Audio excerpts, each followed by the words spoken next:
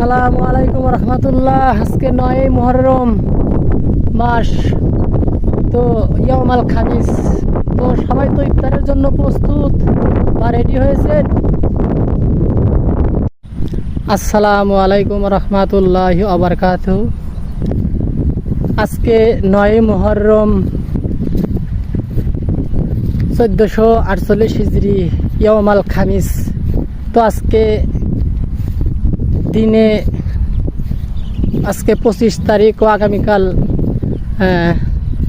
26 তারিখ, বৃহস্পতিবার এবং শুক্রবার। তো ইয়াউমাল খামিস এই মাসে যে 2টি রোজা রাখবে, তো এই রোজা রাখলে বিগত 1 বছরের গুনাহসহ জীবনের সমস্ত গুনাহগুলোকে আল্লাহ তাআলা ক্ষমা করে দেন। এবং আজকে যারা আপনারা রোজা আছেন তারা অবশ্যই কমেন্ট করে জানাবেন। আসসালামু আলাইকুম ওয়া রাহমাতুল্লাহি ওয়া বারাকাতুহু।